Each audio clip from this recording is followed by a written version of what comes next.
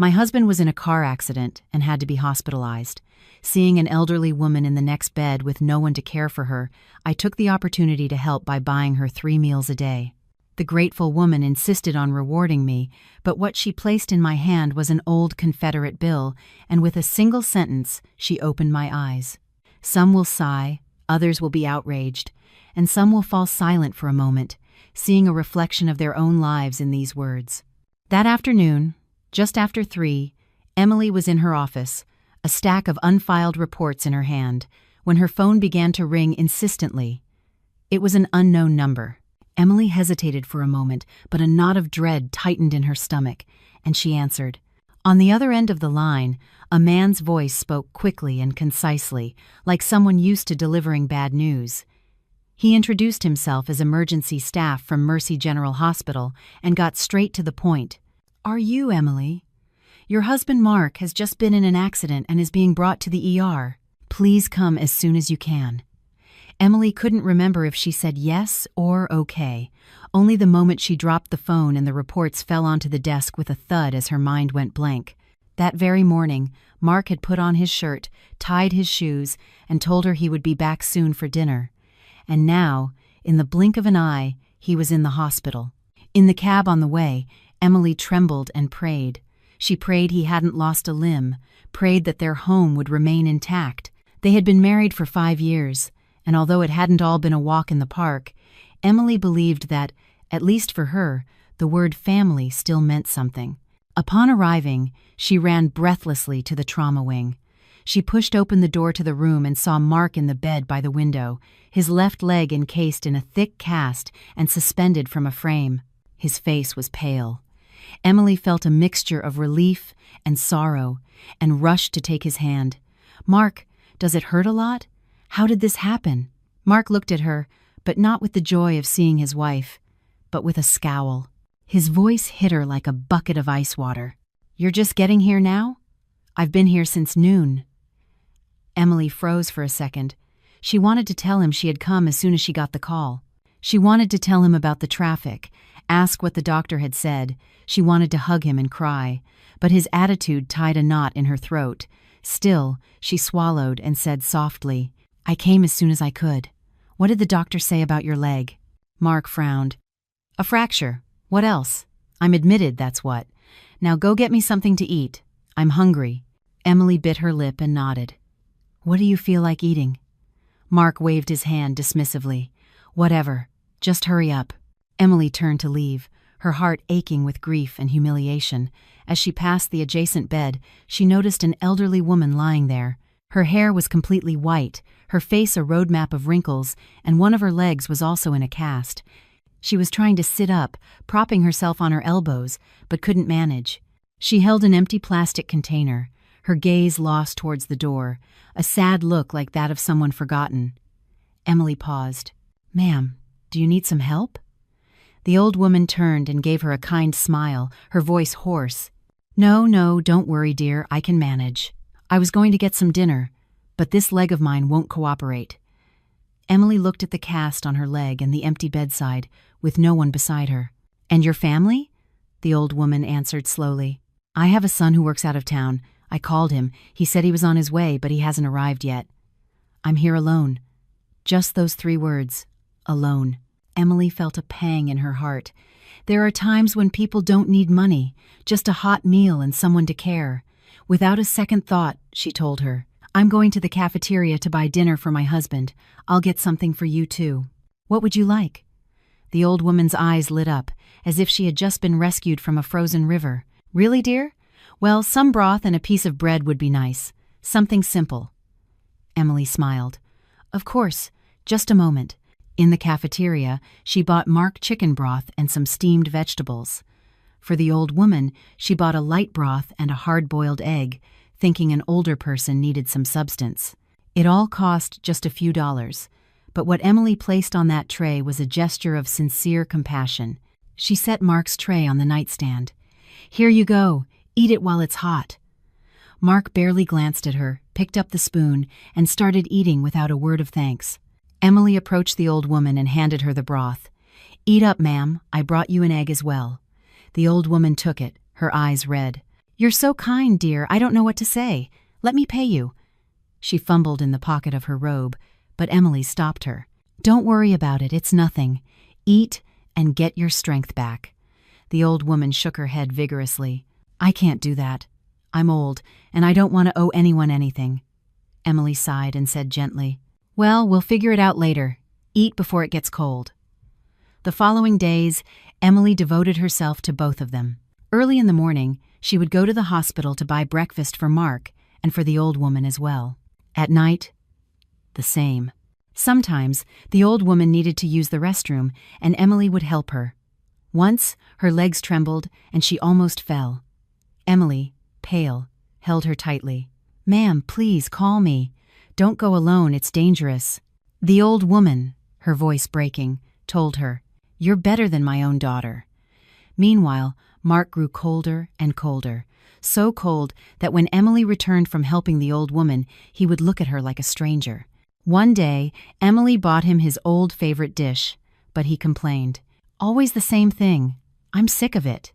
Go take care of whoever you want. Just leave me alone." That sentence was like a thin blade slicing through her soul. Emily was not without her own fatigue, but she kept thinking that perhaps he was irritable from the pain. Maybe he was scared. Maybe he was frustrated being stuck in bed. She consoled herself with the word maybe, but you lean on a wall to keep from falling. On the 5th day, the old woman's son arrived. His name was David, a thin man with a face worn from travel. As soon as he saw his mother, he knelt and took her hands. "Mom, I'm so sorry I'm late." The old woman cried, and then called Emily over. "Thanks to this young lady, I've survived these past few days." David turned to Emily, overwhelmed. "Miss, really, I won't forget this. Let me give you some money to cover the meals." Emily waved her hand. "No, please, it's not important," David insisted. But the old woman pulled a carefully folded cloth handkerchief from under her pillow and pressed it into Emily's hand. "Take this, so I can have peace of mind. If you don't accept it, I'll feel bad."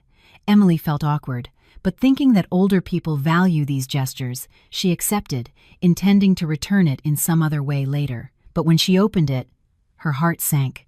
Inside the handkerchief, there was no money, not a $5 bill, not a 10, but an old, yellowed Confederate bill with large print. Emily was stunned. All the fatigue, all the humiliation, all the anger at her husband's indifference balled up in her throat.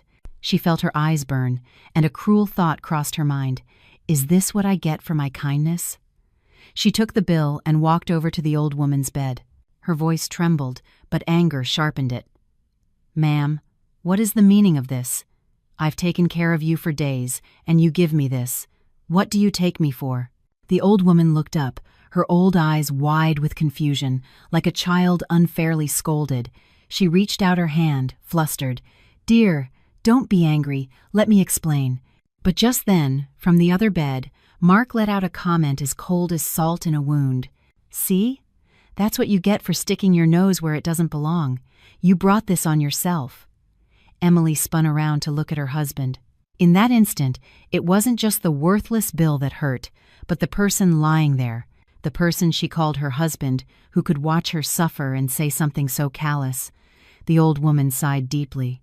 Her voice became slower, but firm, like someone with a lifetime of experience. "Emily, listen to me for a moment. I'm not trying to hurt you. I'm just trying to save you from a very big problem, a problem that might be happening inside your own home." Emily froze, the hand clutching the bill turning to ice. The old woman reached out and gently took her wrist. "Give me your hand. I'm going to read it for a moment, and you'll understand why you met me here today and why you can't keep blindly trusting people." Emily swallowed hard. Amid the smell of disinfectant and the sound of carts in the hallway, she felt a vague fear creep up her spine. And she couldn't imagine that, right after that gesture, her life would take an unexpected turn, dragging with it a marriage she thought she knew, but which was actually on the brink of collapse. Emily stood rooted to the spot in the middle of the room, one hand still clutching the yellowed bill, the other held by the old woman.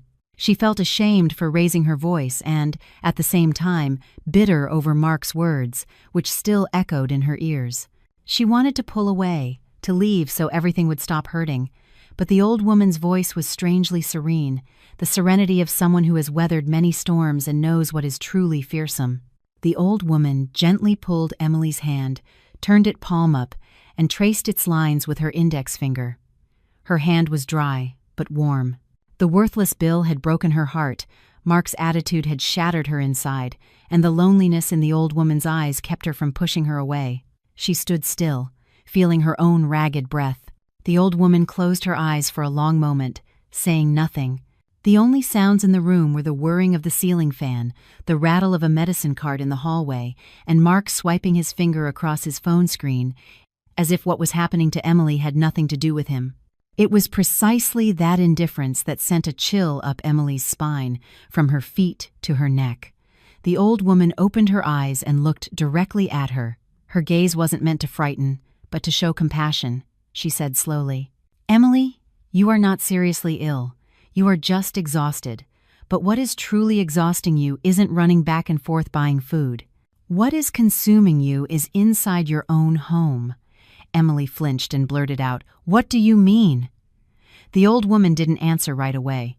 She glanced at Mark, then lowered her voice and pulled Emily a little closer to her bed so only she could hear. "Don't mind what I call this piece of paper. I'm an old country woman. I have my ways." End quote. "I didn't give you this to curse you. I wanted you to remember one thing. Some things look like money, but are just paper, and some words sound like love, but are just lies. Do you understand?" Emily swallowed. That sentence seemed to describe Mark perfectly. She turned to look at her husband and saw him engrossed in his phone, his back slightly hunched, his broad shoulders looking tired from someone who had suffered an accident. But why, in that tired appearance, did Emily perceive a coldness radiating from him like a shadow, one that didn't belong to the man she had once fallen in love with? She turned back and whispered, "Ma'am, I was rude. I'm sorry. But what did you mean by saving me from a big problem? I don't understand." The old woman sighed, as if sighing for a lifetime of resigned women. She gently pointed to Emily's chest. "Have you noticed that these past few days, it's been easier for you to care for a stranger than for someone in your own house?" Emily was speechless. It was so true. With the old woman, a hot meal and a kind gesture were enough to soothe her heart. With Mark, even if she did 10 things right, he would always find fault with one. She didn't know what to say, just lowered her head. The old woman continued, her voice even lower. "I'm not asking how you live. I'm asking who you live with. The man lying there, before he broke his leg, had been broken for you on the inside for a long time. You think he's irritable because of the accident, that he's cold for that reason. But try to remember, in recent months, has he looked at you the way he used to? Has he shared a meal with you and asked if you were tired? Has he sat down to listen to your stories from the office?" Each sentence was a stab to Emily's heart. The images flooded back like a movie. Mark coming home late, his phone always in his hand. If she asked, he'd snap. "Don't you have anything better to do?" He'd turn his back to her in bed. Once, Emily cooked the beef stew he used to love. He took 2 bites and left it, saying it was bland, when before he always said it tasted like home. Little details like that, Emily had told herself they were due to stress from work because her husband was tired. Now, listening to the old woman, she suddenly saw that all those small details formed a much larger picture, a picture that terrified her. She said in a hoarse voice, "Ma'am, do you know all this just from holding my hand?" The old woman shook her head. "I looked at your hand to know you're not sick, so you wouldn't blame yourself for everything. What's happening in your house I've seen with my own eyes. I'm old, and sometimes I read people better than I read palms." At this point, the old woman raised her head and called out softly, "Mark!" Mark flinched slightly but only glanced at her as if annoyed. "What do you want, ma'am?" The old woman wasn't harsh. She just asked a very simple question. "Your wife has been taking care of you these past few days. Have you said a single word of comfort to her?" Mark smirked, a bitter smile. "Taking care of her husband is a wife's duty, isn't it?" Emily felt her face burn, whether from humiliation or pain. The old woman nodded as if she expected it. She turned back to Emily and said quietly, but with each word clear, "Did you hear that?" Grateful people have good endings. People who see gratitude as an obligation live with bitterness. Stop blaming yourself for not being good enough. Emily blinked rapidly, trying to hold back tears. She wanted to protest, to say that Mark wasn't a bad person, that he was just in pain. But right at that moment, Mark's phone rang. The screen lit up with a name saved as a single letter. L. Mark jumped, a very real jump like someone caught in the act. He glanced at Emily and quickly silenced the call, shoving the phone under his pillow. "Who was that, honey?" Emily asked, her voice sounding like her own but also strangely distant. Mark scowled. "A colleague, about work." Emily fell silent. The old woman did too. But in that silence, Emily could clearly hear her own heart pounding. Suddenly, she remembered a small incident from a few weeks ago. Mark was showering, his phone fell into the water, and the screen went black. He panicked, more than if he'd lost his wallet. He rushed to a repair shop that same night. When Emily asked what was so important, he snapped, "It's work stuff." What kind of work requires such panic? What kind of work gets hidden under a pillow? The old woman gently tugged on Emily's hand. "Don't ask any more questions. If you ask now, you'll just get another harsh reply. If you want to save your marriage, you have to wake up. And to wake up, you need proof. Do you understand what I'm saying?" Emily felt a chill run down her spine. "Ma'am, you sound like you know he—" Emily couldn't bring herself to say the word infidelity, afraid it would become real. The old woman looked at her, her voice growing more serious. "I don't accuse anyone without proof, but I'll give you some advice. From now on, don't be blind in your own house. You see him as your husband, but you also have to see yourself. You have a right to know the truth. You have a right to protect your life." The word right made Emily tremble. Her whole life had been lived under the motto of, "It's better to be quiet to keep the peace." Be quiet to avoid arguments. Be quiet not to upset her mother-in-law. Be quiet so the house would be calm. But the more she stayed quiet, the smaller she felt, until she found herself facing that yellowed bill and understood that sometimes being quiet is suffocating yourself.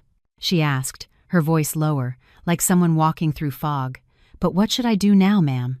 The old woman moved closer and said slowly and firmly, "Don't make a scene in the hospital. Keep taking care of him as you have been, but pay attention. If he hides his phone, he'll slip up eventually. If he transfers money, it will leave a trail. If he lies, he'll contradict himself. Remember what I'm telling you. Don't win an argument with words. Win with the truth." Emily listened, confused. She didn't want to become a woman who spies on her husband. The idea of acting behind his back disgusted her. But if she didn't, she would continue to be deceived. And the most terrifying thing wasn't losing her dignity, but losing everything and being labeled hysterical on top of it. Especially when she thought of her mother-in-law. Emily's mother-in-law was named Susan, a woman who had always considered her husband's family the center of the universe. If their marriage ever broke down, Susan would certainly not take her side. As if reading her thoughts, the old woman hit the nail on the head. "Does your mother-in-law like you?" Emily froze. She forced a smile. "Well, it's okay, ma'am. No matter what I do, she always tells me it's not enough." The old woman nodded. "All the more reason to protect yourself. Be kind, but don't be a fool. I'll tell you straight, there are families that, while you're the wife, demand you be submissive. When you're about to leave, they'll demand you leave with nothing." That sentence sent shivers down her spine. She looked at Mark.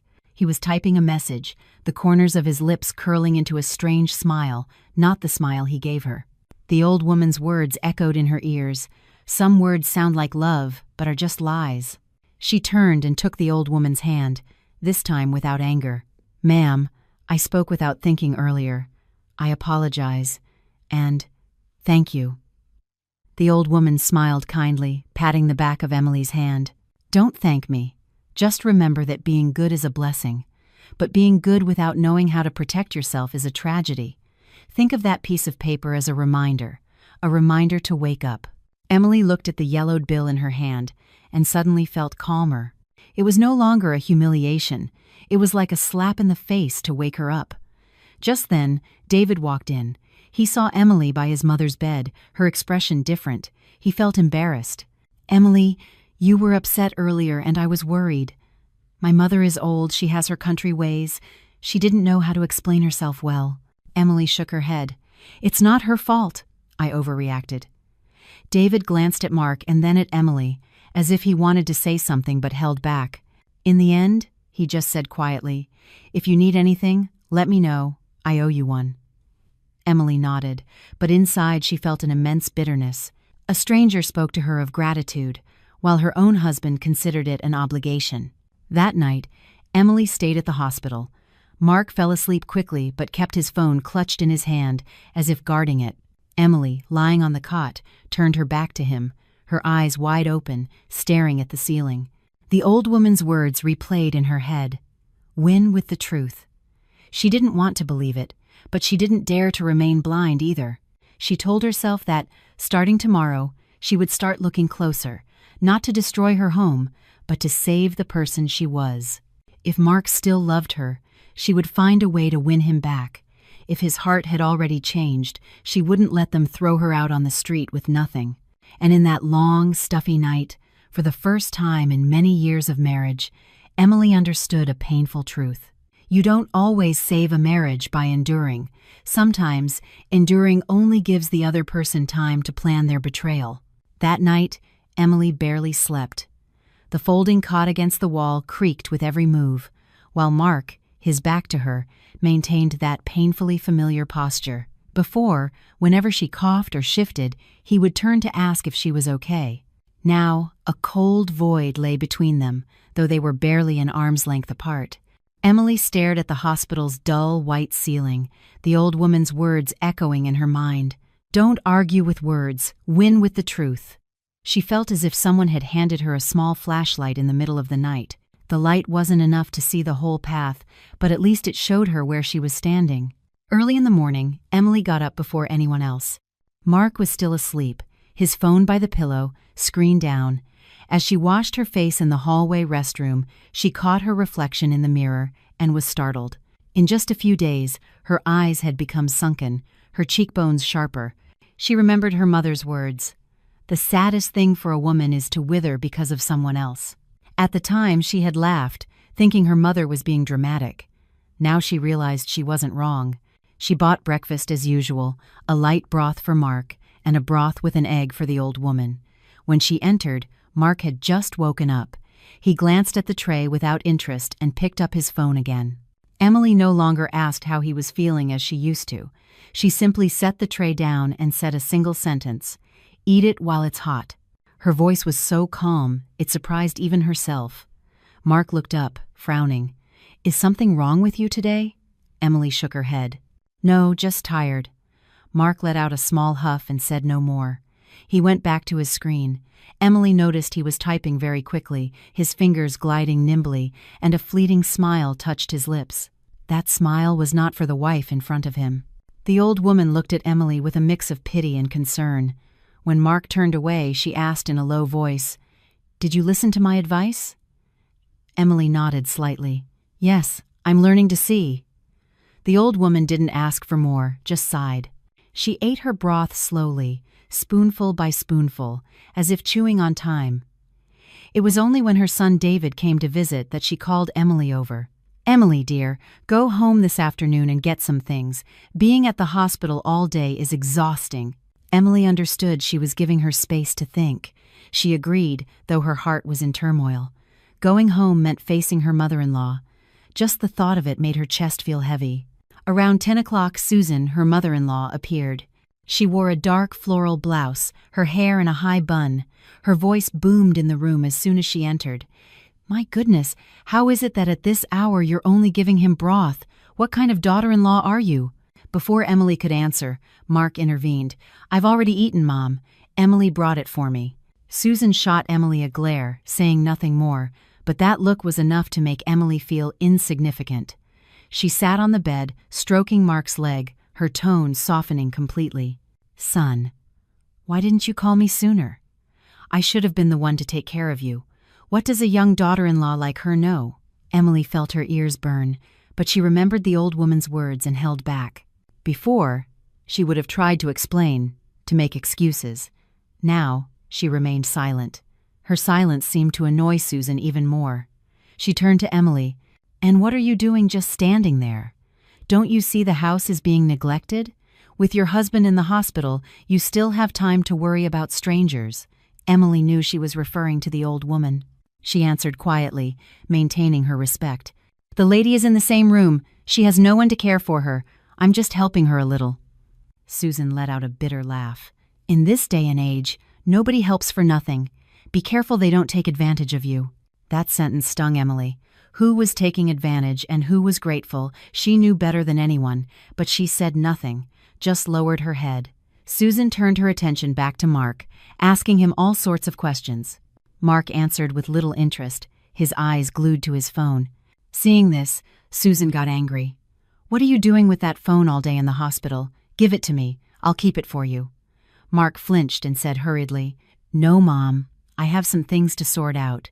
Susan stared at him, then looked at Emily, a look that seemed to ask, "What kind of things does he need to hide?" Emily stood there, her heart pounding. Part of her wanted Susan to discover something, so she wouldn't feel so alone in this, but another part was afraid of everything exploding in a way she couldn't control. Susan stayed until noon and then left, not without giving Emily a long list of instructions. When she was gone, the room fell silent again. The old woman looked at Emily and shook her head. "Your mother-in-law is a difficult one." Emily smiled sadly. "Yes, she's always been like that." The old woman placed a hand on hers. "Remember, when something serious happens, the first person to push you away is usually not a stranger." That sentence sent a chill down her spine. In the afternoon, Emily asked for permission to go home for some things. Mark didn't ask any questions, just nodded. She took a cab to the house where she had lived for 5 years. As she opened the door, the familiar scent washed over her, but it no longer felt warm. The house was tidy, everything was the same, but the feeling was different. She went to the bedroom. The nightstand drawer was empty. The important financial papers, the savings account statements, copies of the house deed, they were gone. Her heart started to pound. She searched everywhere, without success. A growing panic took hold of her. Just as the old woman had said, "Don't be blind in your own house."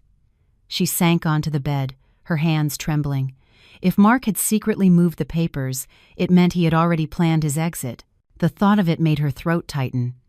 In 5 years together, she had never kept anything for herself, fully trusting in the word marriage.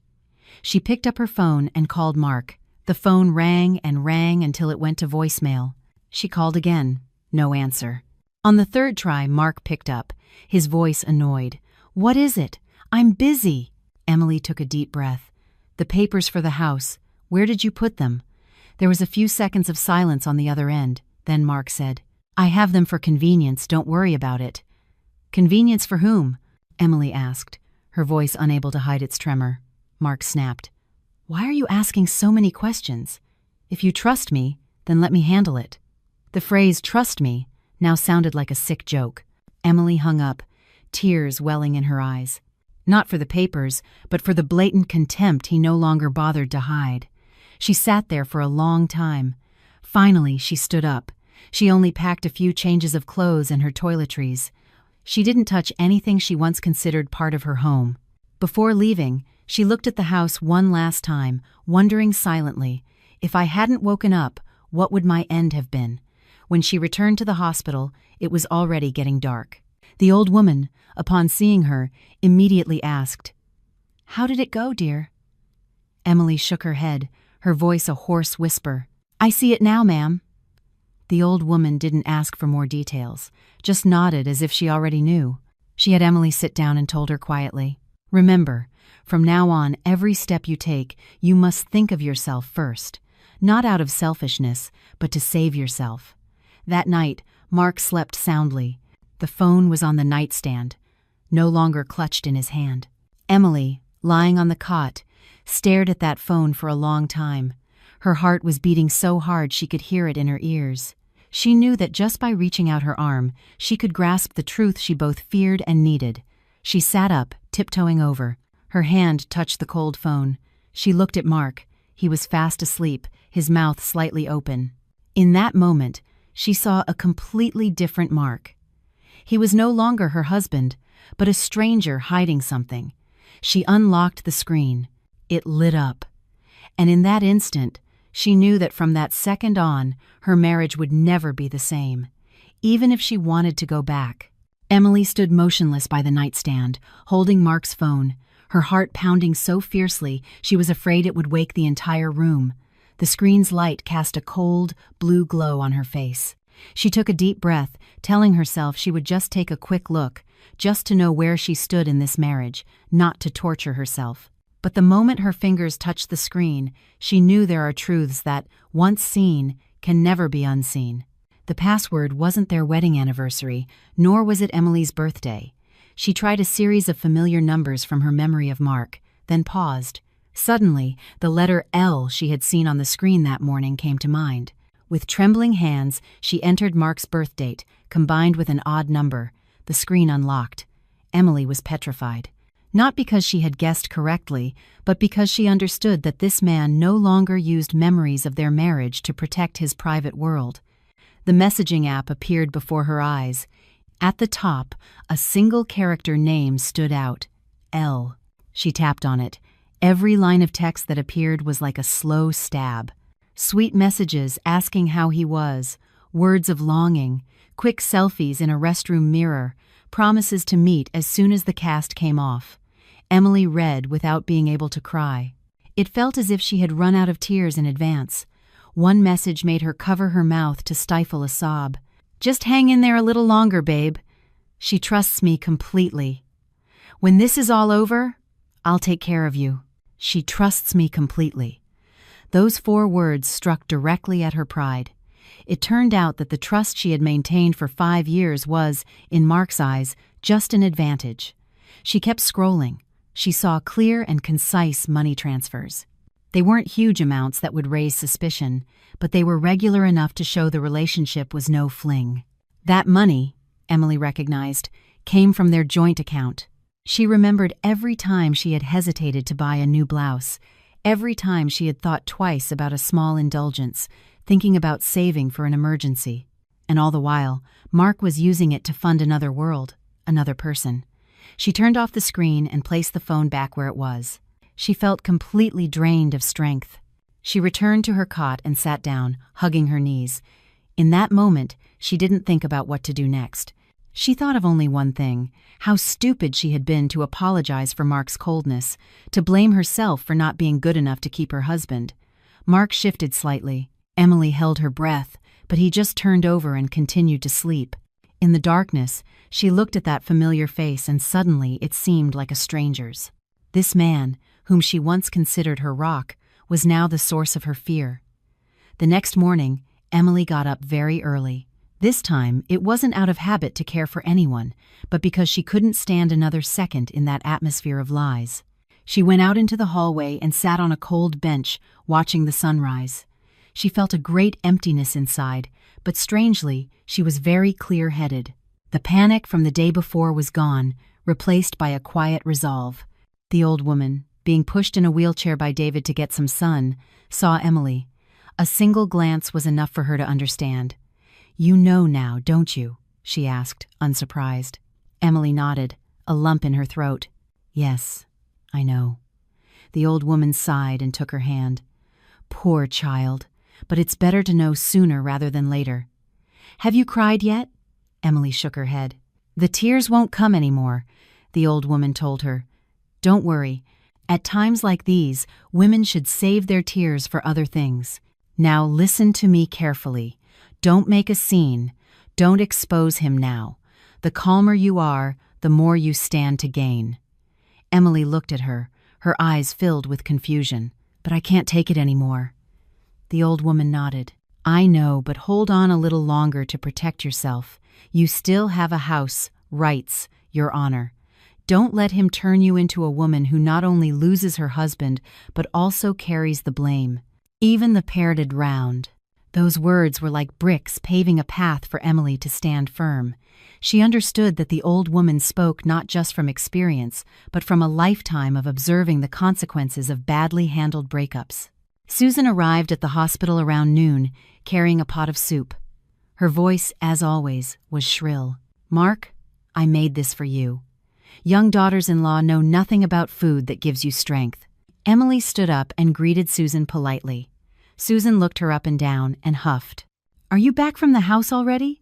"The house can't be left in a mess like this," Emily replied calmly. "Yes, I went to get some things." Susan stared at her. "What things do you need to get so many of? Are you planning on moving out?" The question startled Mark. He turned to Emily, a flash of alarm in his eyes. Emily maintained an even tone. "Just my personal things, Mom. It's uncomfortable being in the hospital without them." Susan laughed scornfully. "Personal things that require a suitcase? You're exaggerating." Emily didn't argue. At that moment, any verbal dispute seemed pointless. She just registered every reaction, every glance. The old woman was right. The first person to push her away wasn't the other woman, but her own family. That afternoon, David got permission to take his mother to rest early. Before leaving, the old woman called Emily over and whispered, "Remember my words. Save everything you've seen. Don't believe in empty promises. When you need me, I'll help you." Emily took her hand, this time tightly. "Thank you, ma'am. Without you, I don't know what I would have done." The old woman smiled kindly. "You helped me with a few meals. I'm giving you back a path. It's the circle of life." At night, the room was left with just Emily and Mark. The atmosphere was so tense you could hear the clock ticking. Mark was the first to speak, his tone softer than usual. "You've been very tired these past few days. Go home and rest. My mom can handle it." Emily looked at him. She felt a chill. It turned out that when he no longer needed to pretend, he started acting considerate. She smiled slightly. "I can stay." Mark frowned. "Why are you pushing yourself? I already told you I'm fine." Emily fell silent. She understood he wanted her away so he could plan freely. The more she thought about it, the more she realized she had to stay clear-headed. That night, Mark received a call. He went into the hallway to talk, lowering his voice, but unable to hide an intimate tone. Emily, lying on the cot, heard his footsteps fade away. Before, she would have gone out to ask.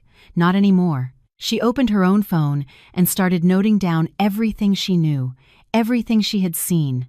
Not for revenge, but to save herself. When Mark returned, Emily was already on her side, pretending to be asleep. Mark stood looking at her for a moment. Emily felt his gaze, but didn't move. In that instant, she knew there was nothing left to say between them. She closed her eyes, but didn't sleep. In her mind, the images of the old woman, the yellowed bill, the messages, her mother-in-law's cold stares all replayed. Everything fit together into a picture, as clear as it was cruel. But it was that clarity that gave her a new strength. She was no longer the woman who only knew how to endure. She told herself that starting tomorrow, she would begin preparing for a confrontation, not from anger, but from lucidity. Whatever the outcome, she would not be left empty-handed and silent. Outside the window, the sky had grown completely dark. The hospital lights cast a yellowish glow on the courtyard, identical to the color of the bill the old woman had given her. Suddenly, she understood. Some things seem like bad luck, but they are actually a warning at just the right time. The next morning, Emily woke up in a strange state. She no longer felt the panic or rage that had squeezed her chest in the preceding days. In her mind, there was only one clear thought. "I know the truth, and from now on every step must be the right one." She looked at Mark. He was still sleeping, his face peaceful, as if he had never caused a storm. Emily realized that some people betray without needing to seem evil. They just have to be cold enough to turn their backs. She quietly gathered her things and went to wash her face. Looking in the mirror, she no longer saw the frightened woman from the day before, but a woman reminding herself not to be weak. When Mark woke up, he saw that Emily had packed her things and asked, "Are you going home today?" Emily nodded. "Yes, I'm going to make some food to bring you and stop by the office to sort something out." Mark mumbled an okay without asking more, without trying to stop her. That attitude confirmed Emily's suspicions. He wanted her out of his sight. She smiled to herself but kept her expression serene. Before leaving, she stopped by the old woman's room. She had been moved to another one for more tests. Seeing Emily, the old woman immediately took her hand. "Be careful, dear, and remember my words." Emily bowed her head. "Yes, I remember. Thank you so much, ma'am." The old woman looked at her for a long moment and then said slowly, "Don't blame yourself for having trusted. Trusting your husband is not a mistake. The mistake was him betraying you. Keep your heart clean and let the truth handle the things of life." Emily left the hospital and took a cab home. On the way, she called her mother. Hearing her mother's voice on the other end, a lump formed in her throat. "Mom, I've been so tired these days." Her mother didn't ask many questions, only said, "Come home for a few days, dear." When a woman is tired, she needs a place to lean on. Tears almost escaped Emily's eyes, but she held them back. "Yes, I'll get organized." Arriving at the house, she opened the door and a sense of emptiness washed over her. The house was the same, but she knew it was no longer a safe place. She started checking drawers and closets. All that was left were unimportant papers and old bills. A few faded wedding photos. She picked one up, looked at the two smiling faces, and wondered if Mark had ever imagined this day back then. She put the photo back down. She didn't tear it or take it with her. Some things don't need to be destroyed, just placed in their proper spot in the past. She took out a notebook and started writing. Dates, amounts of money Mark had transferred, the times his attitude had changed, the interventions of her mother-in-law, Susan. As she wrote it down, she felt less confused. They were no longer vague feelings, but pieces of a clear puzzle. At noon, Susan called. Her tone was not exactly friendly. "Are you home yet? Remember to clean up. Make it look like a woman lives there. It's always so messy." Emily took a deep breath and replied, "Yes, Mom, I know." Susan was silent for a few seconds and then continued. "Mark says you've been very irritable lately, and that it's tiring him out. A woman must know how to yield to keep her husband. Don't make a mountain out of a molehill." Emily clenched the phone. Before, she would have apologized. Today, she just said, "Yes, I've heard." She hung up and sat thoughtfully. Her mother-in-law was still the same, always believing her son and considering her daughter-in-law's endurance an obligation. Suddenly, she understood that if everything came to light, Susan would not be on her side. That no longer hurt her, it woke her up. In the afternoon, she stopped by the office to request a few days off. Her boss asked what was wrong. Emily just said she had a family matter. Leaving the building, she felt like she was stepping onto a new path, uncertain but necessary. She returned to the hospital in the evening. Mark was watching TV. Seeing Emily, he was a little surprised. "Why are you back so soon?" Emily set her bag on the floor. "I'm done." Mark looked at the bag curiously. "Did you bring a lot of things?" "Yes, some things I need," she replied curtly. Dinner passed in silence. Mark ate. Emily sat beside him, but there were no more questions or fussing like before. Mark seemed annoyed but said nothing.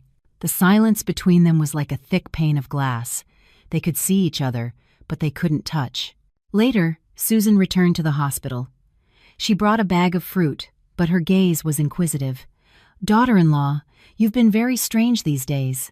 Are you hiding something from me?" Emily looked up and met Susan's gaze directly. For the first time, she didn't look away. "It's nothing, Mom. I'm just tired," Susan huffed. "Tired or not, you have to take care of your husband.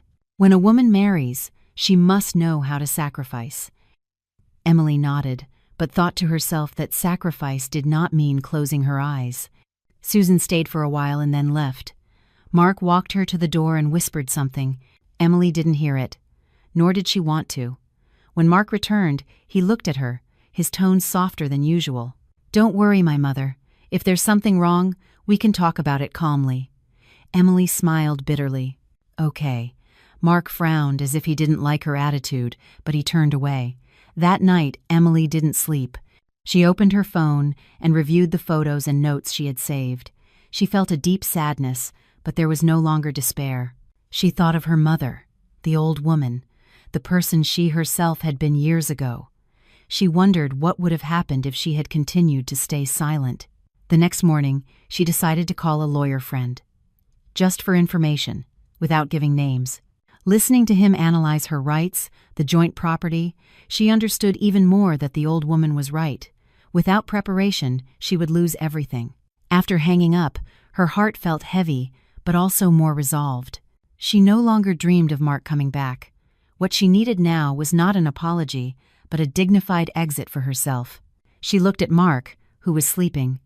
The morning light illuminated his face. She whispered to herself, "If you had any affection left, things would not have come to this." She got up and went outside for a deep breath of air. The road ahead was long and painful, but she knew she was no longer walking blind.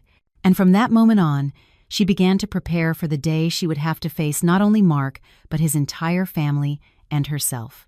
That morning, the hospital was more crowded than usual. The sound of footsteps, patient names over the PA system, and intercom announcements echoed everywhere. Emily sat by the window, a cold glass of water in her hand that had been there for a while, staring at the small courtyard below without really seeing anything. In her mind, everything seemed to have been sorted into clear compartments. There was no more chaos, only pain, but a lucid pain. Mark woke up later. He looked at Emily and asked something that sounded like concern but was empty. "Didn't you sleep last night?" Emily nodded. "I had a hard time." Mark sighed. "Don't overthink things. Everything will work out." Emily turned to look at him.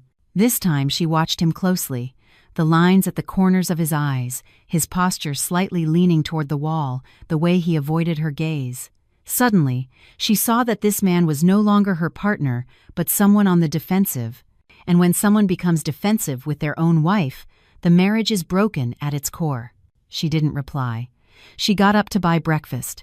In the hallway, she ran into Mike, a distant cousin of Mark's who worked at the hospital. Mike looked at her with concern. "How's Mark doing, Emily?" Emily answered politely.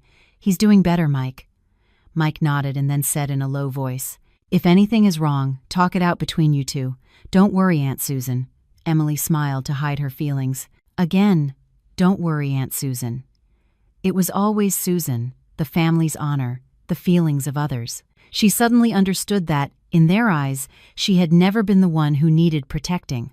At noon, Susan arrived at the hospital earlier than usual. As soon as she entered, she asked, "Emily, you didn't buy Mark soup today?" Emily replied, "The doctor said this morning he should eat light, Mom." Susan glanced at her, her voice hardening. "You always have an excuse. But remember one thing, if a wife doesn't take good care of her husband, other women will do it for her." That sentence was like a needle driven straight into Emily's heart, but she no longer flinched. She looked at Susan with a strange calm. "Yes, I understand." Susan was a little taken aback by this attitude. Perhaps she wasn't used to an Emily who didn't react, who didn't justify herself. Mark, in bed, looked at them both with an uncomfortable expression. In the afternoon, the doctor told Mark he could be discharged in a few days but would need rest and limited movement. Hearing this, Susan turned to Emily. "So, home soon. Daughter-in-law, get everything ready, clean and cook properly. If Mark comes home to a messy house, I won't be at peace." Emily nodded. "Okay." But in her mind, a clear thought had just emerged. Going home, yes, but to what home? That night, Emily went out to call her mother. Her mother, hearing her voice, knew instantly that something was wrong. "Are you okay, dear?" Emily was silent for a moment and then said, "Mom, if I didn't live with Mark's family anymore, would you be sad?" There was a few seconds of silence on the other end of the line. Then her mother said slowly, "I would only be sad if you were suffering and still enduring it. If you choose to live with dignity, I won't be sad." Tears welled up in Emily's eyes, but this time she didn't sob. They just fell silently, as if releasing a part of her burden. She hung up and returned to the room. Mark was talking on the phone in a low voice. Seeing Emily, he hung up quickly. Emily clearly saw his nervousness. She sat in a chair and said in a soft but firm voice, "Mark, I want to talk to you." Mark was startled. "About what?" Emily took a deep breath. "The house papers, the financial papers, you have it all. I want to know." Mark frowned. "I already told you. I have it for convenience." Emily looked at him directly. "Convenience for whom?" Mark fell silent. That silence was the answer. Emily continued, her voice not loud, but every word was clear. "I'm not asking to argue. I just need you to tell me the truth. Are we still husband and wife? I need to know." Mark turned his face away and sighed. "You think too much. I'm sick. Don't tire me out more. Emily smiled sadly. Your leg is hurt, not your mouth. If you still considered me your wife, you wouldn't hide things from me. Mark turned, his gaze turning cold. So what is it you want? That question hurt Emily, but it also woke her up. She said slowly, I want clarity. If not now, then soon. Mark didn't answer.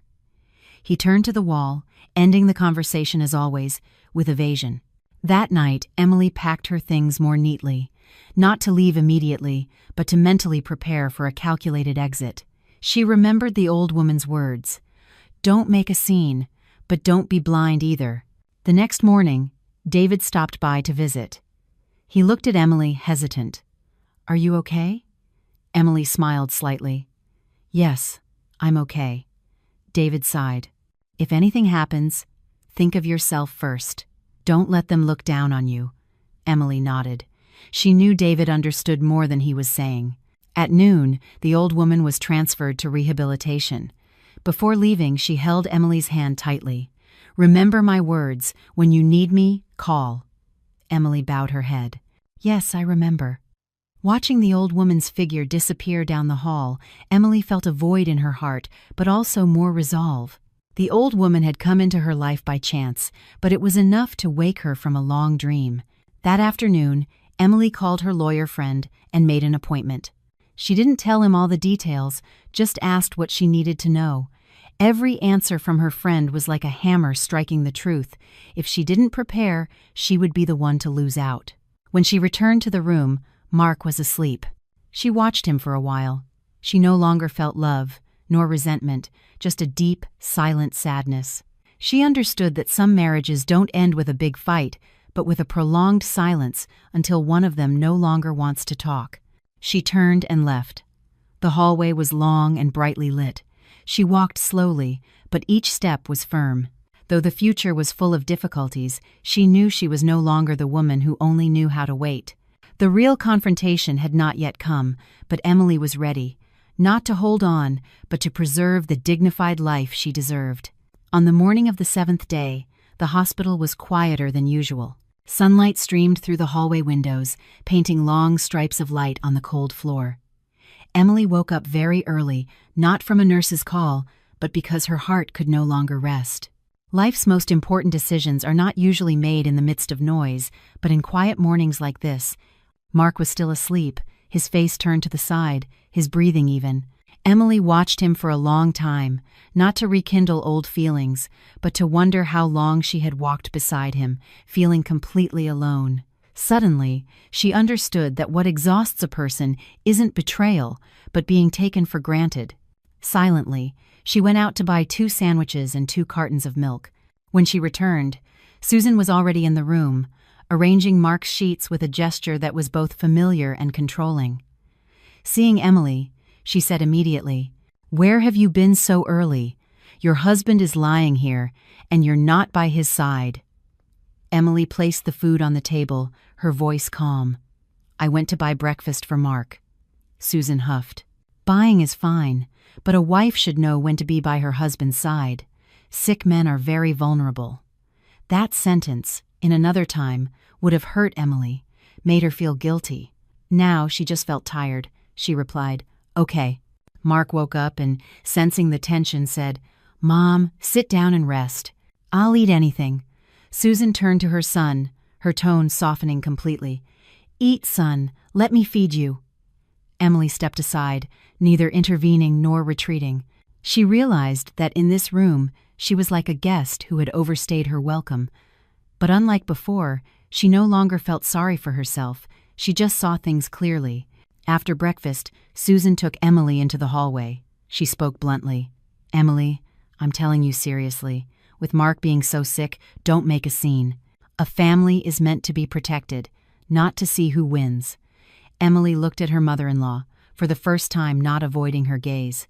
"I also believe a family should be protected. But how do you protect it without losing myself?" Susan frowned. "What do you mean?" Emily spoke quietly, but firmly.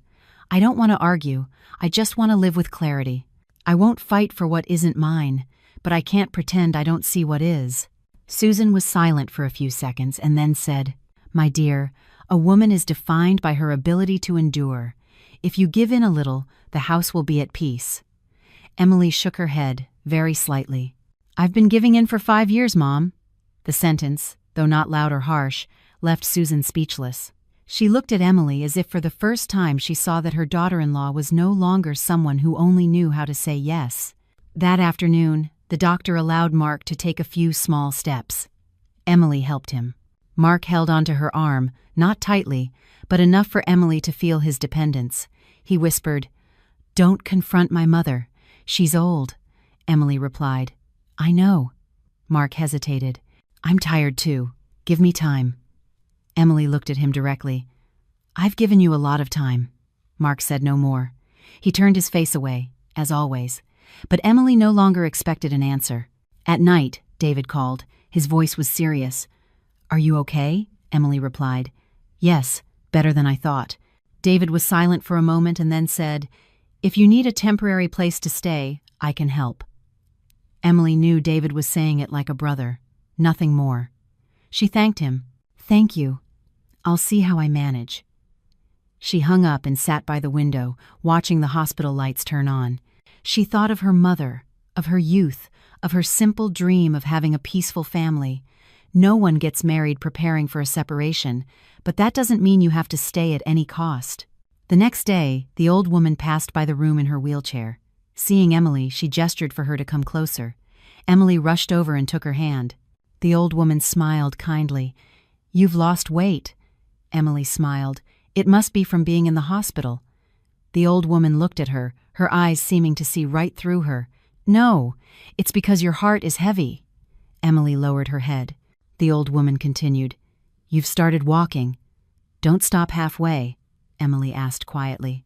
"Am I selfish for doing this?" The old woman shook her head. "Protecting yourself is not selfishness. It's simply stopping yourself from getting hurt." That afternoon, Emily met with her lawyer. The conversation wasn't long, but it was enough for her to understand that what she was doing was necessary. When she returned to the hospital, she felt she had crossed to another shore. Not happy, not sad, just firm. Mark saw the folder Emily was carrying and asked, "Where are you coming from?" Emily replied, "From my lawyer's office." Mark froze. "Are you that serious?" Emily looked at him without reproach. "I'm only serious about my own life." Mark was silent for a long time. For the first time, he didn't avoid her gaze, but in his eyes, Emily was no longer searching for anything. Susan found out that night. She called Emily and said in a low voice, "Do you really intend to go all the way?" Emily replied, "Yes, I intend to do what's right." Susan sighed, this time without harshness. "I didn't expect you to be so determined," Emily said slowly. "There are decisions that, if you don't make them now, you regret later." Susan turned away without another word. Emily knew her mother-in-law didn't accept it, but at least she understood that she was no longer an easy person to bend. That night, Emily packed more of her personal things. Mark saw her but didn't stop her. They both knew the rope was so frayed it would break without needing to be pulled. Lying on the cot, staring at the ceiling, Emily's heart no longer wavered, as it had in the first few days. She knew more difficulties awaited her, but at least she was no longer deceiving herself. A marriage was about to end, but another life was beginning. Not loudly or dramatically, but like a path Emily was ready to walk on her own 2 feet. That morning, Emily no longer woke with the heaviness of the past few days, but not with relief either. It was an in-between state, like someone who has just crossed a rope bridge, aware of reaching the other side but with legs still trembling. She sat up and folded the cot's blanket with slow, careful movements, as if a sudden gesture could break everything. Mark was already awake, propped up against the headboard, watching her with an unreadable expression. There was no longer coldness, but not the tenderness of old times either, just a void that floated between them. "Where are you planning to go today?" Mark asked. Emily paused for a moment and replied, "I'm going back to the house to get more of my things." Mark fell silent. A moment later, he said, "Are you planning to move out completely?" Emily turned to look at him. "I'm just taking what's mine." The answer was clear enough. Mark didn't ask any more questions. He turned to look out the window, where the morning sun lit up the white sill. Perhaps for the first time, he realized that Emily was no longer under his control. Susan arrived at the hospital later than usual. Upon entering, she noticed the strange atmosphere. She looked at the suitcase by the chair and then at Emily. "Are you leaving again?" Emily nodded respectfully. "Yes," Susan sighed, her tone less aggressive but still laden with pressure. "Think about it carefully. A woman who abandons her husband's home. People will talk. Can you handle that?" Emily replied slowly. "I can handle that if it means I don't have to handle this situation every day." Susan froze. Mark turned, intending to say something, but held back. Emily didn't argue or analyze who was right. She simply stated her truth, and that made it difficult for others to refute. Before leaving, she stopped by the old woman's room. She was sitting up, running her fingers over a wooden rosary. Seeing Emily, she smiled kindly. "Are you leaving, dear?" Emily nodded. "Yes, I'm going home to do some things." The old woman took her hand. "Go, but remember you are leaving to live, not to run away." Emily bowed her head. "Yes, I remember." On her way home, she took the bus. The city was crowded in the morning, but her mind was strangely calm. She looked at the people around her. Everyone had their own stories, their own worries. She suddenly understood that she wasn't special, that her pain wasn't unique, but what mattered was whether she chose to face it or continue to suffer in silence. Arriving at the house and opening the door, the familiar smell of the kitchen hit her. She had placed so many hopes in that house. She went into the bedroom. The bed, the closet, the dresser. Everything was the same, only she was different. She opened the closet and began sorting clothes, clearly separating what was hers from what would stay. There were dresses she had worn on nights waiting for Mark to come home late, a dress she bought in their first year of marriage and never got to wear. She picked it up and put it back. Not out of sorrow, but because she no longer felt the need to take it with her. While she was sorting, the phone rang. It was her mother. "Are you home yet?" Emily replied. "Yes, I'm packing my things." Her mother was silent for a few seconds and then said, "Come stay at my place for a while." That sentence brought a lump to her throat. "Mom, you don't blame me?" Her mother sighed. "I would only blame you if you didn't dare to live with dignity." Tears streamed down Emily's cheeks, but this time they were tears of gratitude. Sometimes, a single sentence like that is enough for a person to keep going. At noon, she carried the suitcase out the door. Before leaving, she stood in the middle of the living room and looked around one last time. No resentment, no nostalgia. Simply closing a chapter of her life. When she returned to the hospital to pick up the last of her papers, Susan was sitting next to Mark. Seeing Emily with the suitcase, Susan jumped up. "You're really leaving?" Emily nodded. "Yes." Mark spoke quietly. "Where are you planning to go?" Emily replied. "To my mother's house." Susan shook her head. "You're putting pressure on Mark." Emily looked at her directly. "No, I'm just stopping the pressure on myself." The atmosphere in the room grew heavy. Susan wanted to say more but held back. Perhaps she realized that any advice at this point was useless. Emily signed the last papers and went to the old woman's room to say goodbye. The old woman saw the suitcase and smiled slightly. "So you're really going?" Emily took her hand. "Yes, thank you for everything," the old woman said slowly. "Some people only cross your path for a moment, but they are enough to change your life. Remember, don't go back to a place that has hurt you just because you're afraid of being alone." Emily nodded. She would carry those words with her for a long time. As she left the hospital, she didn't look back, not out of anger, but because there was nothing left to tie her there. She knew Mark would be discharged, that Susan would find a way to manage. Their lives would go on, just without her. That evening, she arrived at her mother's house. Her mother opened the door and hugged her tightly, asking no questions, only saying, "You're here now. Get some rest." Lying in her old bed, listening to the steady hum of the fan, the familiar space soothed her.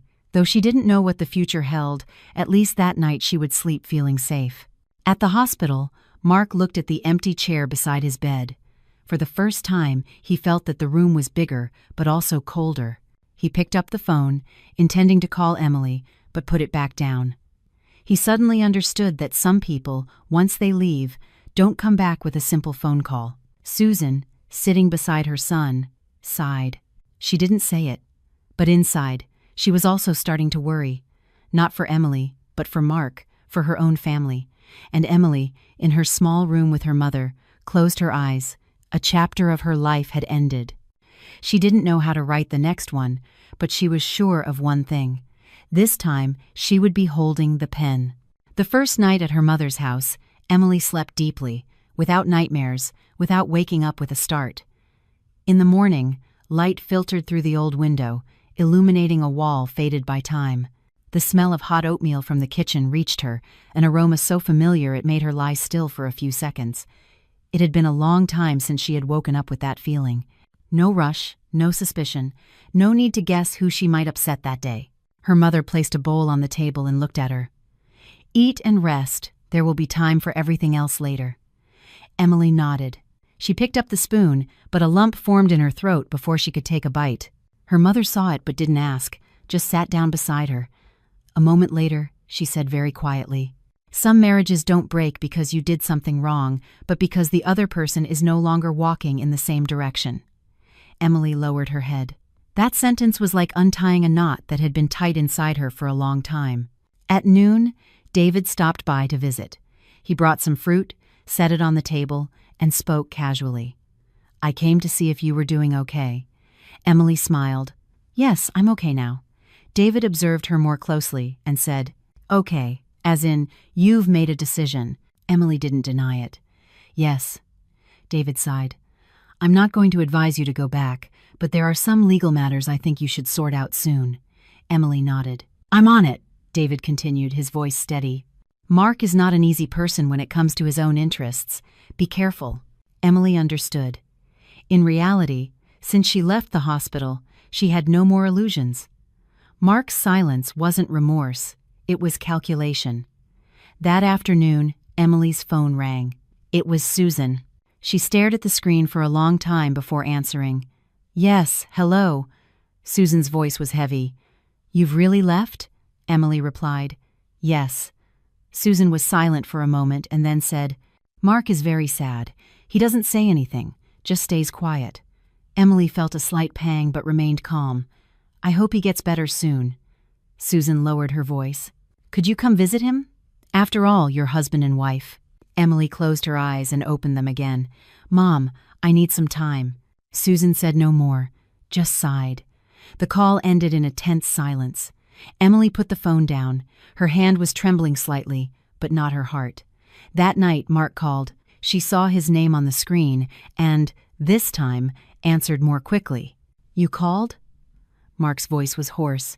"You're gone. The house is so empty." Emily replied, "I know." Mark was silent for a few seconds. "Come back. We can talk about it." Emily shook her head, though she knew he couldn't see her. "I'm not coming back now." Mark's voice began to rise. "Are you really going to leave me?" Emily replied slowly. "I'm not leaving you. I'm just stopping my endurance." Mark laughed bitterly. "Do you think I'll be scared if you leave?" Emily sighed. "I'm not leaving to scare anyone. I'm leaving so I can continue to be myself." Mark fell silent and then said, "If you don't come back, I'll file." Emily replied calmly, "Do what you think is right." The call ended. Emily sat for a long time, staring at the wall. Her heart no longer ached as it had before. She only felt an emptiness that wasn't as terrifying as being trapped in pain. A few days later, a summons from the court arrived. Mark had filed first. Emily took the paper, her hand steady. Her mother saw her and asked, "Are you okay?" Emily replied, "Yes, I was prepared." She called her lawyer to make an appointment. Everything happened faster than she expected. Once things come to light, there is little room for evasion. Meanwhile, at the hospital, Mark was discharged. Susan took him home. Emily's absence in the house bothered Susan. She would clean and complain at the same time. "Everything is a mess. Without a woman, this house is chaos." Mark, sitting on the sofa, didn't reply. He would pick up his phone, turn it on and off. Inside, a nameless feeling began to grow, a mixture of anger and unease. A few days later, Susan went to Emily's mother's house. She rang the doorbell. Emily's mother opened it and was surprised to see her. "Come in." Susan entered, her tone less aggressive than before. "I've come to talk." Emily came out of her room and bowed her head. "Hello, Mom." Susan looked at Emily, her expression complex. "Do you really want to see this through to the end?" Emily replied. "Yes, I have no other choice." Susan sighed. "Mark made a mistake, but he's a man. If you do this, you'll be the one who loses out." "It is, friend." Emily's mother intervened, her voice calm but firm. "My daughter doesn't lose by protecting herself." Susan turned, a bit taken aback. Emily looked at her mother, feeling a warmth inside. She said, "I don't want to make things difficult for anyone, but I also can't go back as if nothing happened." Susan was silent for a long time and finally said, "If that's the case, I just hope everything is resolved peacefully." Emily nodded. "That is my wish too." End quote. After that visit, Susan didn't call as often.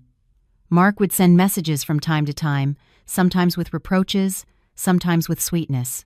Emily didn't reply at length, just maintained the necessary distance. The court date approached. The night before, Emily sat alone on the porch. The night air was cool, the sky moonless. She remembered every stage she had been through, from the early days of her marriage to the moment she began to feel exhausted and finally the decision to leave. No moment had been in vain. The next morning, she dressed in a white shirt and dark pants. Her mother looked at her and adjusted her collar. "It's okay. I'm here." At the courthouse, Mark arrived with Susan. He looked at Emily, his expression no longer as arrogant as before. Perhaps he didn't expect Emily to go this far. The session was tense but orderly. Emily's lawyer presented the facts clearly. Mark lost his temper at times, but Susan held him back. When asked for her opinion, Emily said concisely, "I wish for this to be resolved according to the law. I am not looking to win or lose, only for justice." That sentence silenced the room, not because of its grandiosity, but because of its firmness. The session ended. There was no final conclusion yet, but the path was clear. As they left the courthouse, Mark called out to Emily, "Do you really have nothing more to say to me?" Emily looked at him, for the last time, as his wife. "I said everything the day I left." Mark stood motionless. Susan took her son away. Emily turned to her mother and let out a long sigh. Her mother took her hand. "You did well." On the way home, Emily watched the city pass by through the car window. Everything was the same, only she was different. She was no longer the woman who was afraid of losing, but the woman who knew what she deserved. The battle was not over, but she was no longer in a position of weakness. Because when a person dares to leave, they have already conquered their greatest fear. The days of waiting after the first court session passed more slowly than Emily had imagined, not out of impatience, but because for the first time in years she had too much space to think. In the mornings, she helped her mother cook and sweep the yard. In the afternoons, she would read or walk around the neighborhood. This simple life made her realize that peace is not a luxury, just that she had never given herself permission to live this way before. Her mother watched her daughter change every day. She no longer had that look of exhausted effort, nor that cautious gaze.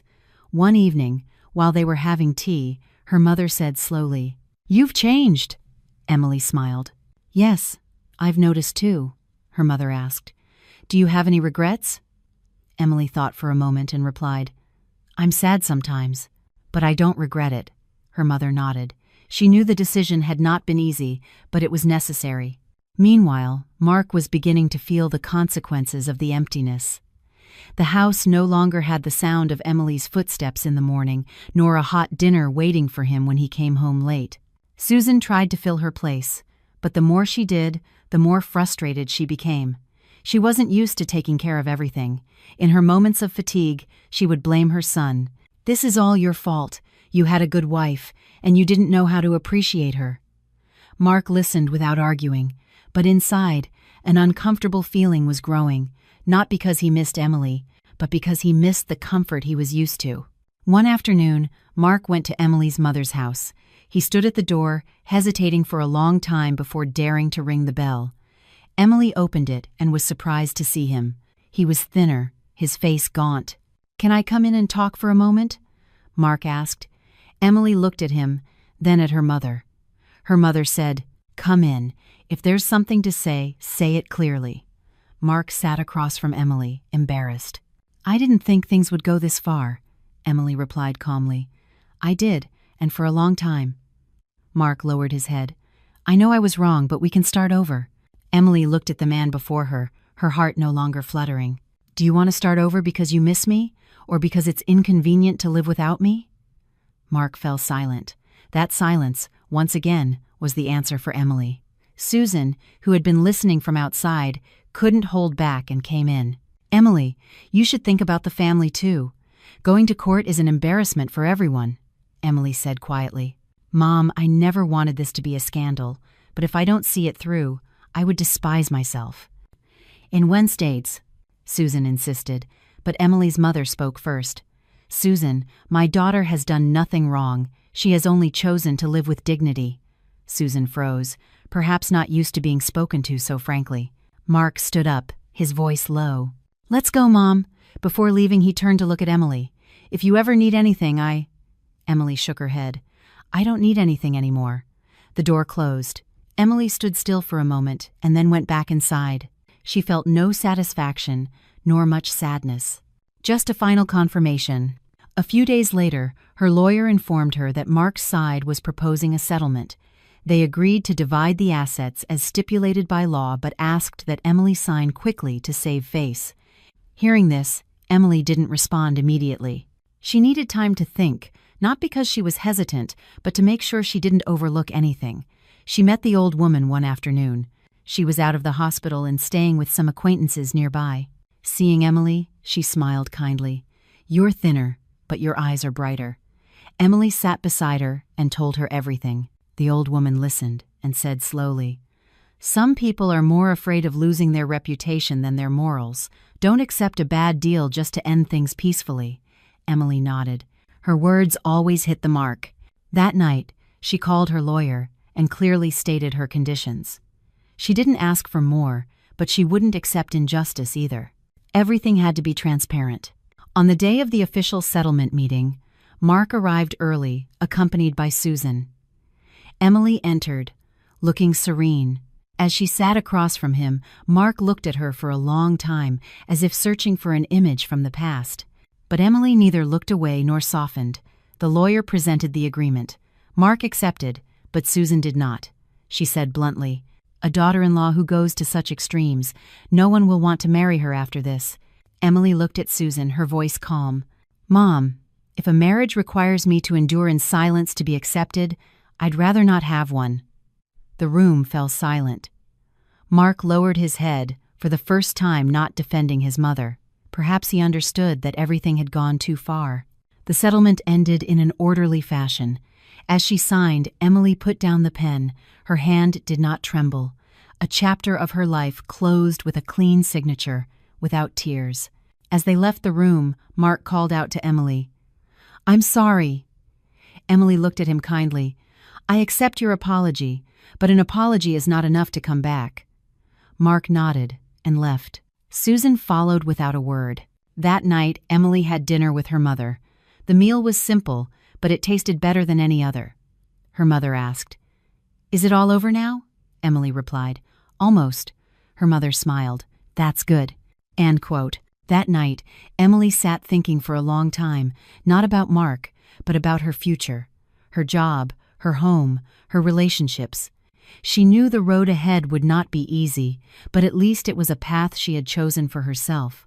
Elsewhere, Mark sat alone in the old house. Susan had already retired to her room. He looked around. Everything was both familiar and strange. For the first time, he understood the true feeling of loss. Not the loss of a wife, but of a person who, without him knowing it, had been holding his entire life together. And Emily, in her small room, closed her eyes.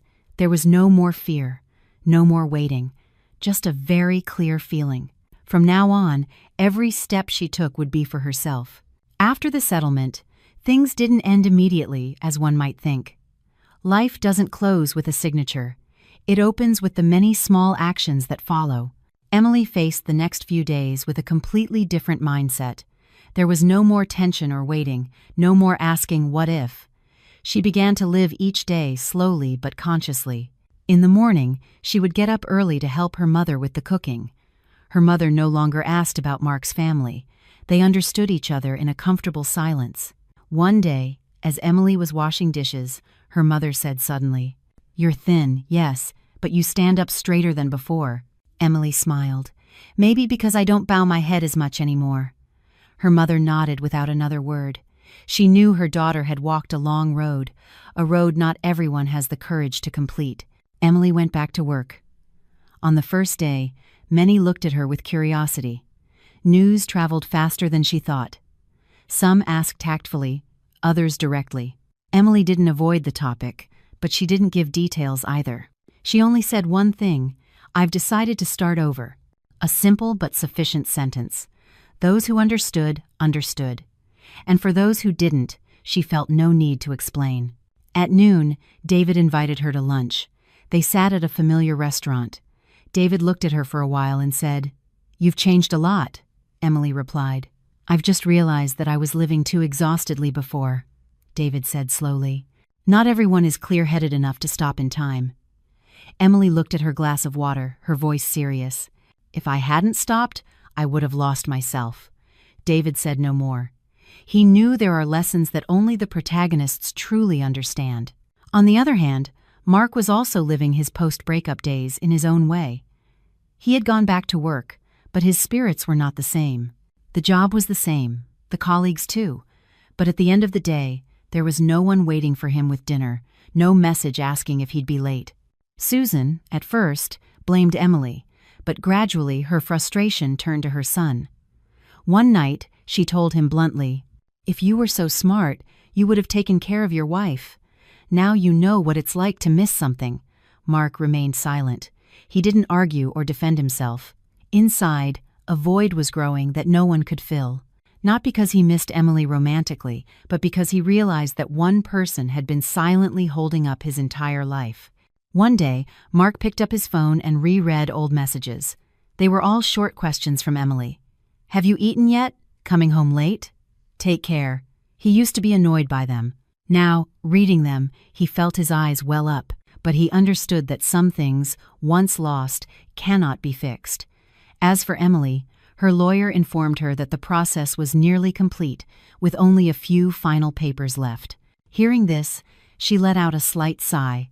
No joy, no sadness, just the feeling of closing a chapter at the right time. That afternoon, she went to visit the old woman. She was sitting on her porch, cleaning vegetables. Seeing Emily, she smiled. "You've come." Emily sat beside her. "Yes, I came to see you." The old woman observed her for a while and then said, "Is it almost all over?" Emily nodded. "Yes, almost." The old woman sighed faintly. "Then you have overcome the hardest part." Emily smiled sadly. "I thought the hardest part was leaving." The old woman shook her head. "No, the hardest part is what comes next, when you have to keep living without resentment." Emily fell silent. The old woman was right. In recent days, she had realized that forgiveness is not granted to others, but to oneself. It's not about forgetting, but about not letting the past control the present. The old woman placed a hand on hers. "Don't be afraid of being alone. Only those who fear loneliness stay in places that hurt them." Emily nodded. She had heard those words several times, but each time she understood them more deeply. A few days later, Susan called Emily unexpectedly. Her voice was no longer so harsh. "Emily, this weekend I wanted to ask you a favor." Emily was silent for a few seconds and then replied, "Yes, Mom," Susan said slowly. "It's Mark. He's not doing well. I don't know how to talk to him. Could you see him? Talk some sense into him?" Emily felt her heart clench, not out of weakness, but because she realized a truth. Only when everything is broken do people begin to feel lost. She replied gently, "Mom, I am no longer the person who can speak for him." Susan sighed. "I know, but I just hope he doesn't go down the wrong path," Emily said very clearly. "I wish Mark well, but I cannot return to my old role." The call ended. Emily put down the phone, her heart calm. She understood that loving someone doesn't mean enduring suffering again. Over the weekend, Mark sent her a message. "I want to see you to talk one last time." Emily thought for a moment and agreed. They met at an old coffee shop. When they saw each other, Mark looked at her for a long time. Emily noticed he no longer had the same confidence as before. "You look different," Mark said. Emily replied, "Because I no longer live for others."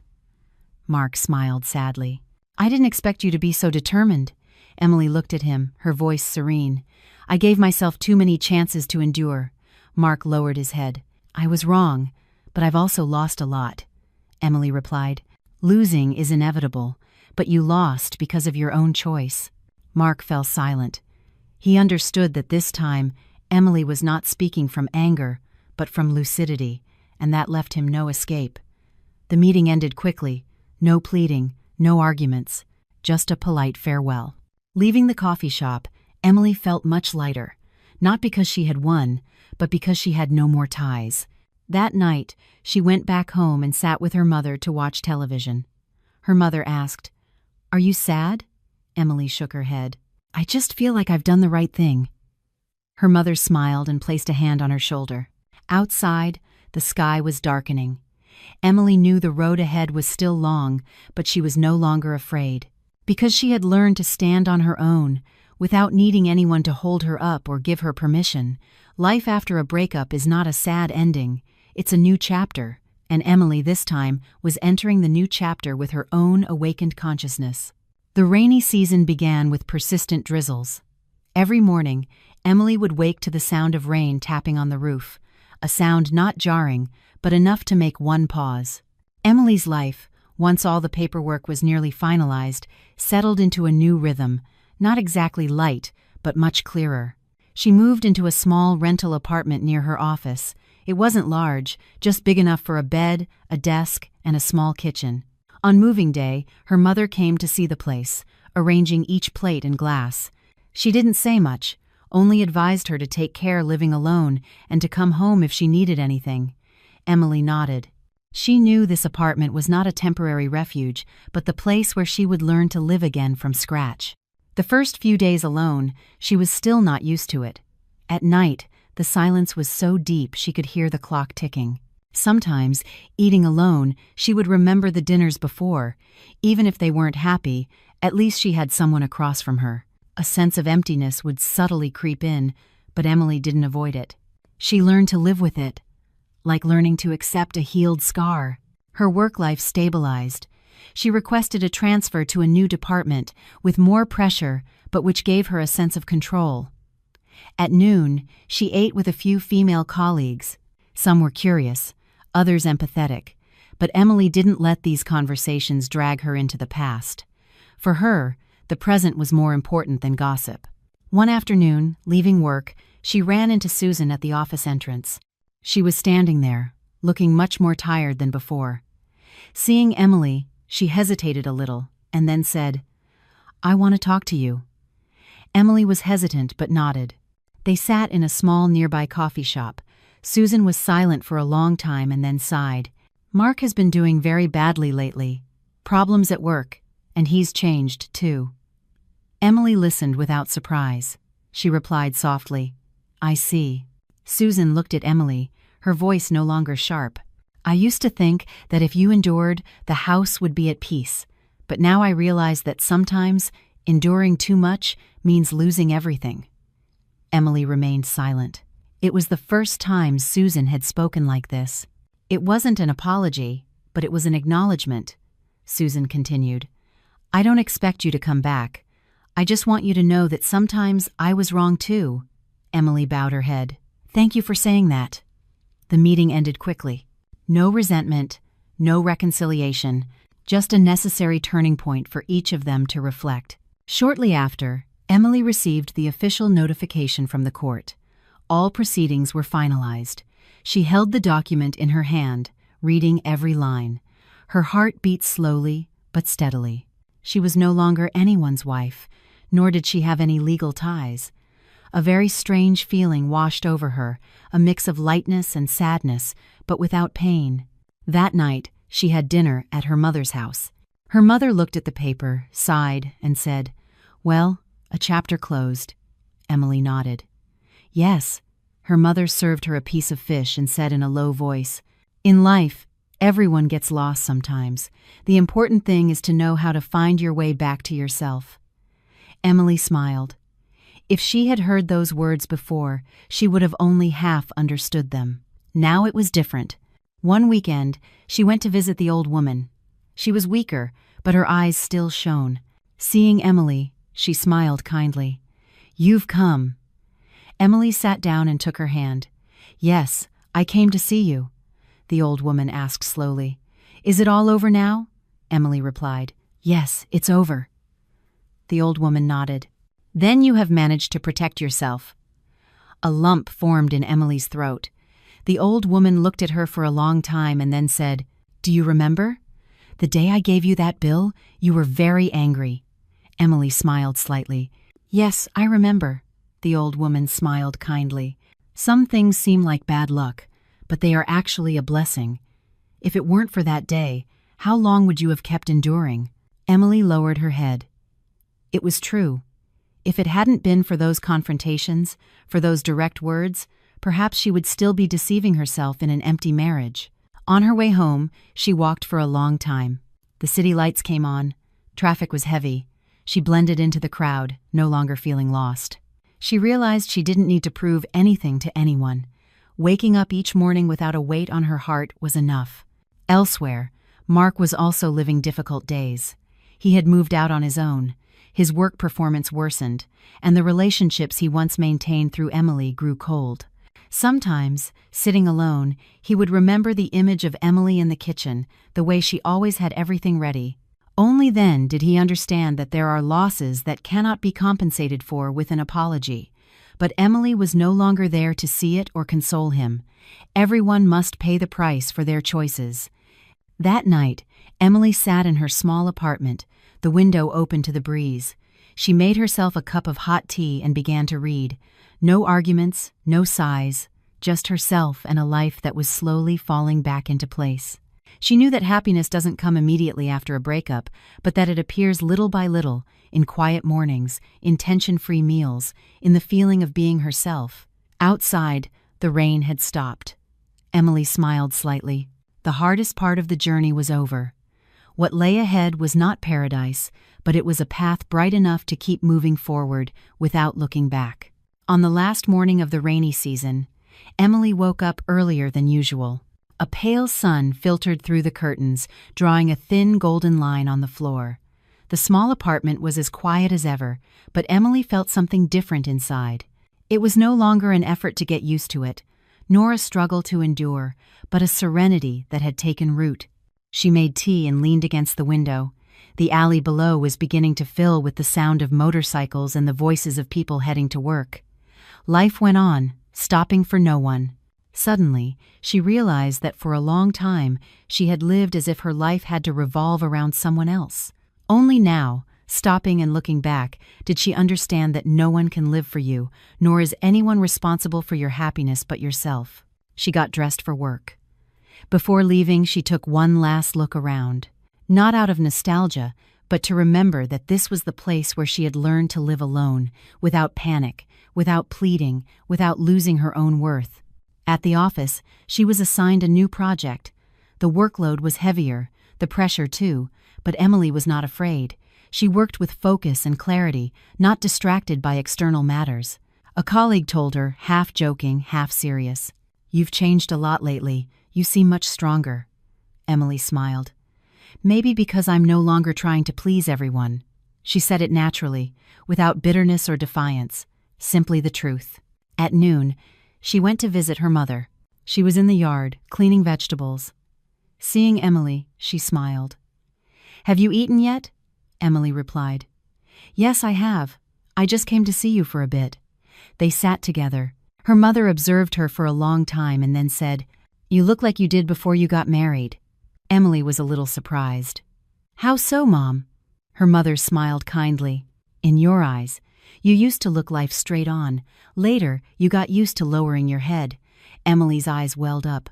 It turned out her mother had seen everything for a long time, but had said nothing because she knew there are paths children must walk alone to understand. That afternoon, she visited the old woman one last time before she moved back to her hometown with her relatives.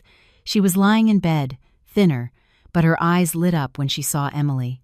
"You've come." Emily sat down and took her hand. "Yes, I heard you're going back to your town soon." The old woman nodded. "Yes, I'm old now. I'm going back to rest." Emily was silent for a moment and then said, "I still remember the first day I saw you. If it weren't for you, I might not have woken up so soon." The old woman smiled, her voice weak but clear. "I only said what your heart already knew, but what you didn't dare to listen to at the time."